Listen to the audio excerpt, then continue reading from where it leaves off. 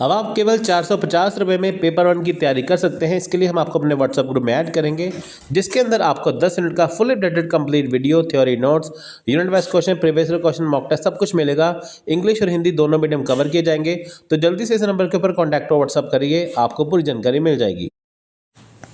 तो देखिए, सबसे बड़ी न्यूज़ आपको मैं देने जा रहा हूँ इस वीडियो के अंदर। सो देखिए, ये 11 फरवरी का नोटिस है। तो यहाँ पे आपको देखिए मैं बताने जा रहा हूँ कि यूजीसी ने जो केयर लिस्ट होती है उसे डिसकंटिन्यू कर दिया है या उसे बैन कर दिया है। अब देखिए, यूजीसी केयर का फुल फॉर्म क्या है? केयर का consortium for academic and research ethics, इसे डिसकंटिन्यू किया गया है। अब मैं बताता हूँ आपको ये होती क्या है। देखिए, जैसे मान लीजिए आपने यूजीसी नेट क्रैक कर लिया, उसके बाद आप असिस्टेंट प्रोफेसर बनने के लिए जब जाते हैं, आपसे जब इंटरव्यू लिया जाता है तो आपसे सवाल पूछे जाते हैं कि क्या आपको फर्दर पीएचडी करनी है या आपने कोई रिसर्च पेपर लिखा है तो आपका इंटरेस्ट उसमें है ना। तो उसमें आपका एपीआई स्कोर देखा जाता है साथ में, है ना। तो ये जो सवाल आपसे पूछे जाते हैं जो आपको मैंने अभी बताए हैं, इससे अच्छा इंप्रेशन पड़ता है और आपको चांसेस हो जाते हैं कि आपको जॉब मिलने के। अब देखिए, होता क्या है कि यूजीसी की यूजीसी केयर एक ऐसी केयर लिस्ट होती है जिसके अंदर आपका अगर रिसर्च पेपर आपने कोई बनाया है, छपवाना होता है, तो रिसर्च पेपर आप इसके अंदर छपवा सकते हैं। तो एक रिसर्च पेपर छपवाने के आपको उसमें 2 मार्क्स मिलते हैं। तो मैक्सिमम आप 4 या 5 जिसमें छपवा सकते हैं, ठीक है। तो उसके आपको नंबर जैसे मिलते रहेंगे तो वो आपके एपीआई में जुड़ते थे, ठीक है। जिससे क्या होता था, आपको चांसेस मिल जाते थे कि काफ़ी आपका जो एग्ज़ाम है वो आपने क्रैक किया है। साथ में जब आपको जॉब मिलती है, एपीआई स्कोर के जरिए आपको अच्छे से जॉब मिलती है, चांसेस रहते हैं, ठीक है। तो यूजीसी केयर कुछ नहीं है, ये वो था कि आप इसमें रिसर्च पेपर अपने छपवा सकते हैं इजीली, ठीक है। कहने को इजीली है लेकिन इजीली इसमें छपते नहीं थे। तो इसमें कोई देखिए ट्रांसपेरेंसी नहीं थी, कोई ट्रांसपेरेंसी नहीं है, कोई पारदर्शिता नहीं थी। इसकी वजह से क्या किया है, इसे डिसकंटिन्यू किया है।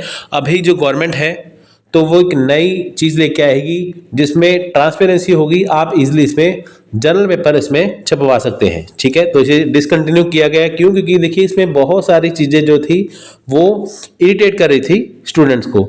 तो देखिए, यहाँ पे इसे डिसकंटिन्यू किया गया है।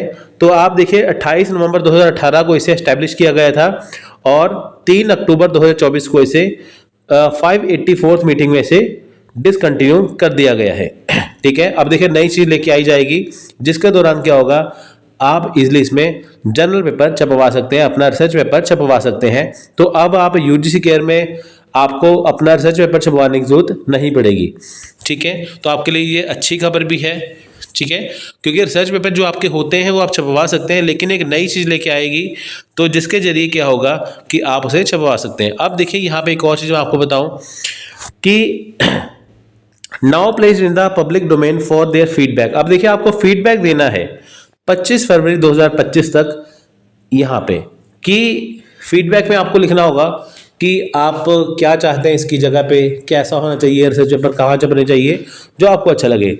देखिए, जिनका फीडबैक अच्छा होगा ना तो गवर्नमेंट इसके ऊपर विचार करेगी, तो आपके लिए नई चीज़ लेके आएगी। तो यूजीसी केयर में जो आपके रिसर्च पेपर छपते थे उसे डिसकंटिन्यू कर दिया गया है कि नई चीज़ लेके आएंगी जो आपके लिए जो एनईपी नेशनल एजुकेशन पॉलिसी जो है 2020 के अकॉर्डिंग जो है वो सबसे बेहतर होने वाली है। सो ये थी आज की अपडेट जो आपके लिए बहुत ज़्यादा इंपॉर्टेंट थी। तो शायद जून के एग्ज़ाम के ऊपर इसका असर पड़े, तो धीरे धीरे करके देखिए ये नई चीज़ आपको पता चल जाएगी। अभी आपको रिसर्च पेपर कहाँ छपवाने हैं, अभी आप रुक जाइए, लेकिन जल्द ही इसके ऊपर फैसला आएगा और 1-2 महीने के अंदर ही आपको उसका जो निवारण मिल जाएगा, ठीक है। सो बाकी जैसे कोई चीज़ आएगी मैं आपको अपनी वीडियो में बताऊँगा। फिलहाल आप यूजीसी नेट जून 2025 की तैयारी करिए, जिसके जरिए आप इजीली एग्ज़ाम क्रैक कर सकते हैं। सो टेक केयर, जय हिंद, जय भारत।